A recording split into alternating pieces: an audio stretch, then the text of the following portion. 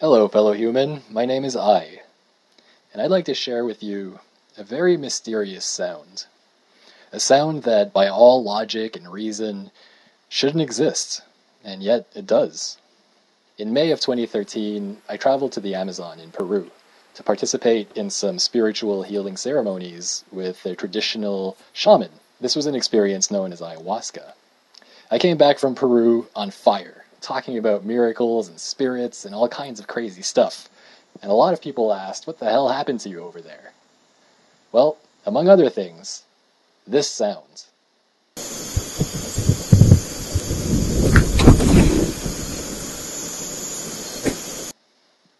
Now, by the end of this video, you'll understand why I believe this was a spirit.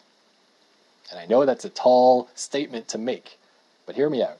So as I said, I went to Peru to try ayahuasca for the first time. Now, ayahuasca is a psychedelic, in other words, a drug, a perception-altering drug. But it's wrapped around a whole ritualistic culture and centuries of practice that actually makes it a very spiritual experience. It could be compared to the vision quests of tribal people in North America. And it was supposed to be a journey of introspection, of looking into myself, getting visions, and coming out revitalized and healed and full of understandings. But from the first night's ritual, there was activity happening in that ceremonial hut that was really challenging to witness.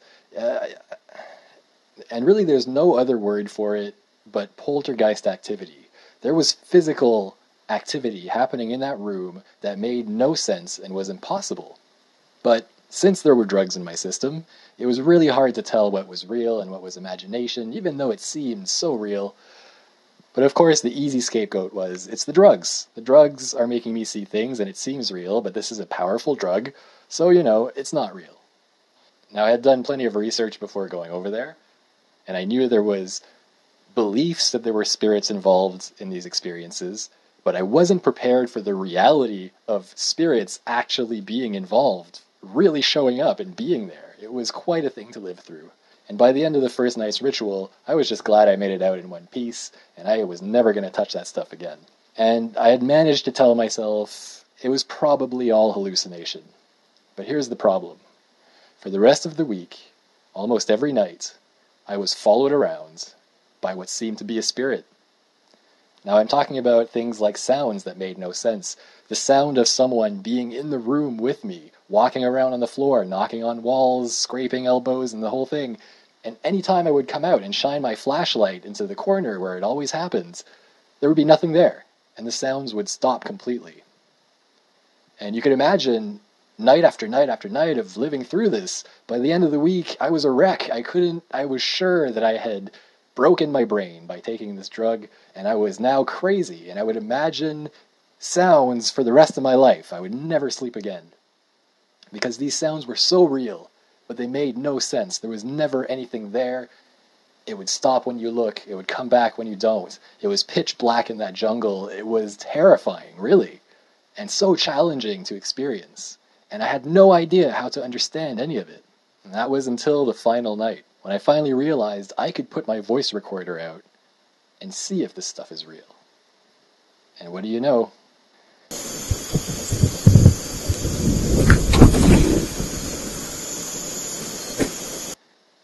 Now I know what you're thinking. This guy got all high and confused. It was an animal, it was the wind.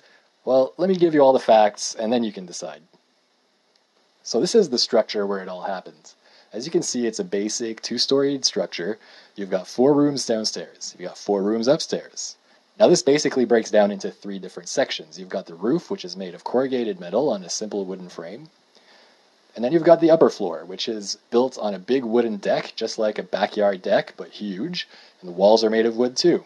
Now this whole section had a really resonant sort of quality to it. You could hear and feel people walking around at the other end of the platform, and you could tell they were at the other end of the platform.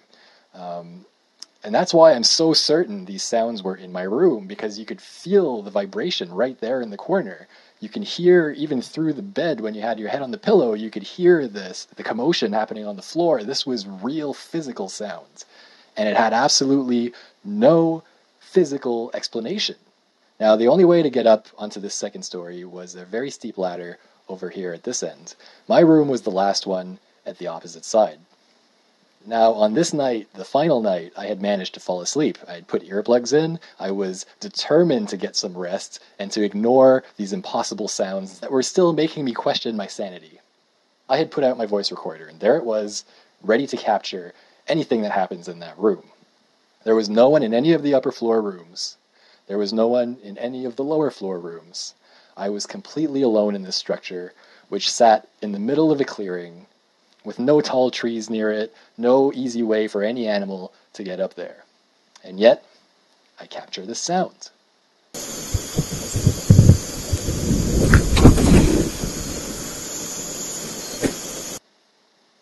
And after giving this a lot of thought, there's only one way this sound possibly fits on this structure. First, we can eliminate the roof, because it's made of metal, and very inaccessible. We can also eliminate the lower level, because it's bare dirt and mud walls. Those sounds couldn't have happened down there. These sounds had to happen on this huge deck that was the second floor. Now, the first half of this sound is some sort of galloping. You can clearly hear something galloping closer to the recorder. That naturally puts it outside on the walkway. So something came running down this walkway. And that final bunch of impacts, I can testify, were in the room itself, going from the doorway all the way into that corner where so much of the activity had concentrated that week. This spirit seemed to really like being in that corner and joining me for the night.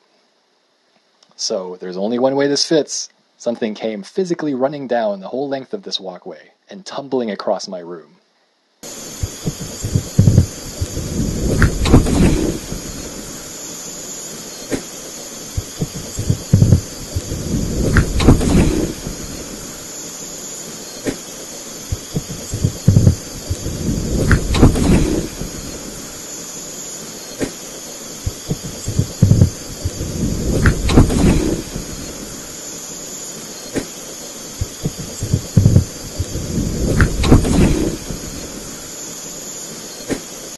And only moments after it happened, I threw my light into that corner, and there was nothing, and complete silence. And I looked everywhere, there was nothing. And you could imagine my shock when I discovered I'd captured it on audio. And I wasn't crazy. And that meant something even crazier.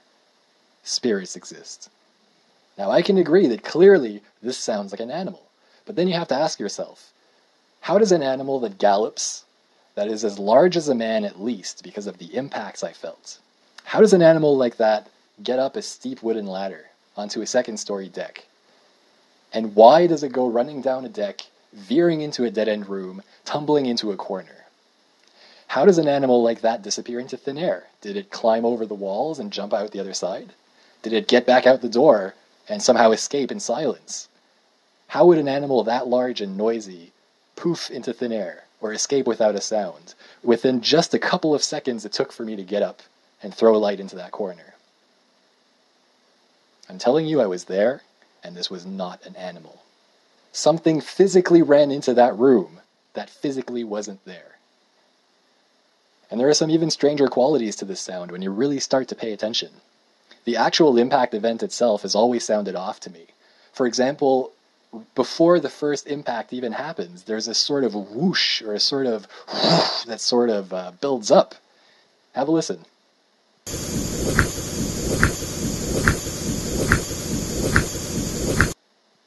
And at the tail end of the event, there's a sort of that I really can't even come up with any idea for.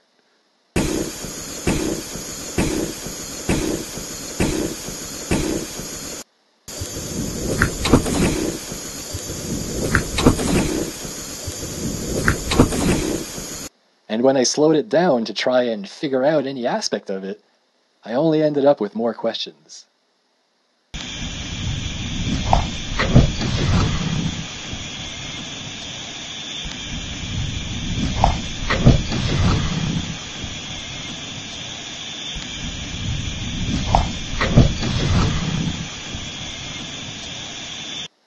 Those don't sound like impacts.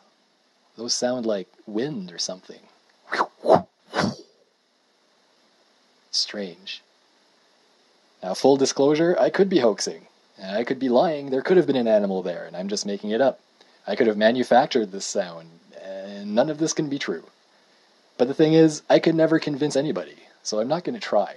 I just want to present this fascinating thing that I've captured. After sharing my room with this thing for a week and damn near going crazy from it, this recording was the final nail that finally made me accept it's real, and it's there. Spirits exist. Miracles happen.